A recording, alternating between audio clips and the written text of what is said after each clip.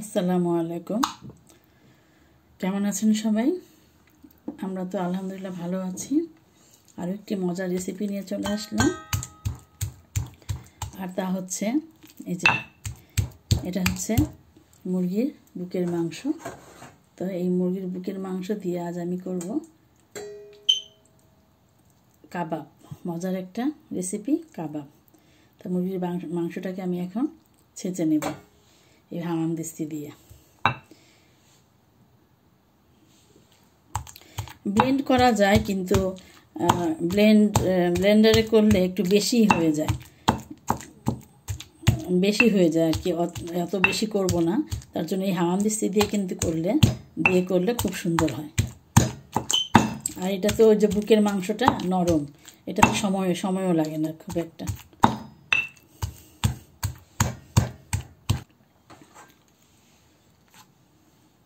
আরও একটা দিয়ে দেবো।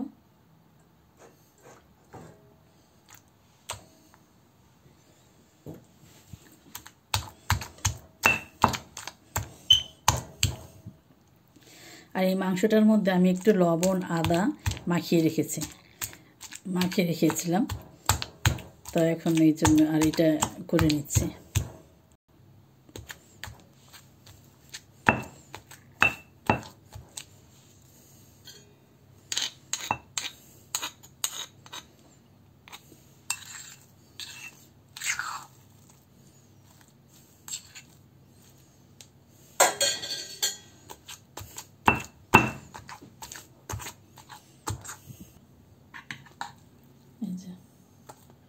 সব হয়ে গিয়েছে।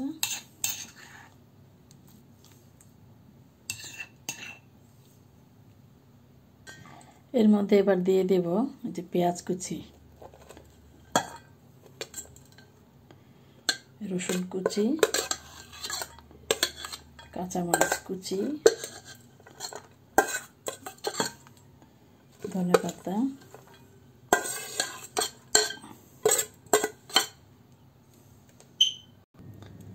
এবার দেব আদা বাটা,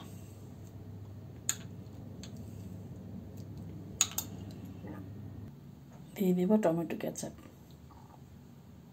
দিয়ে দেব ফ্রাইড মিক্স পাউডার,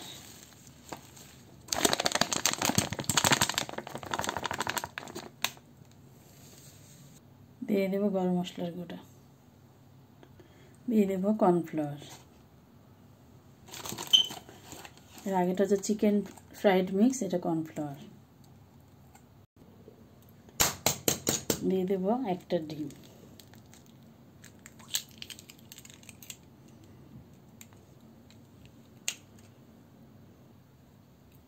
আর হচ্ছে মেন উপকরণ লবণ প্রয়োজন অনুযায়ী। এবার ভালোভাবে হাতটা ধুয়ে সম্পূর্ণ উপকরণগুলো সব ভালোভাবে মিশিয়ে নিতে হবে। মাংস এবং পেঁয়াজ মরিচ সব কিছু একত্রে মাখিয়ে নেব।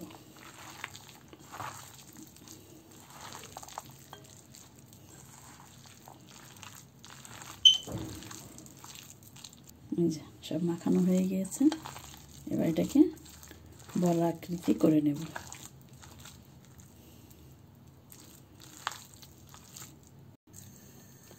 আমি এবার হাতে একটু তেল লাগিয়ে নিয়েছি, তাহলে ধরতে সুবিধা হয়। এভাবে করে আমি যে কোনো আকৃতি করতে পারে তার পছন্দের মতো। আর অল্প তেলেই কিন্তু ভাজা হবে এটা।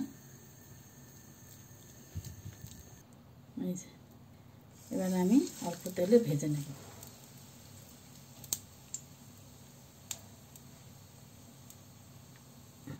এই যে এভাবে করে দিয়ে দিচ্ছি।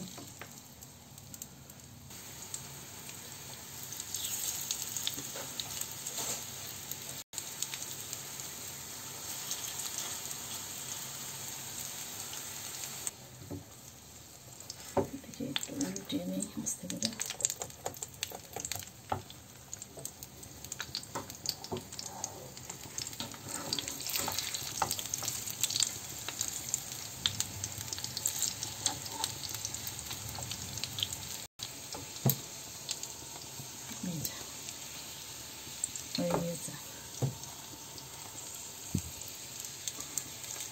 এই যে পরিবেশনে চলে আসলাম, আর তৈরি হয়ে গেল চাপলি কাবাব। খুবই মজাদার চাপলি কাবাব, ঘরে বসেই হোটেলের স্বাদ। টেস্ট করে দেখো কেমন হয়েছে। বিসমিল্লাহ।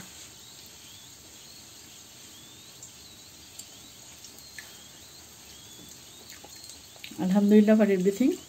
Hotel fail. আজ আমরা এখন সন্ধ্যার নাস্তায় করে ফেললাম চাপলি কাবাব। ওকে, আজ এ পর্যন্তই। এখন আমরা এটা সবাই মিলে খাবো, সাথে সালাদ। আল্লাহ হাফেজ।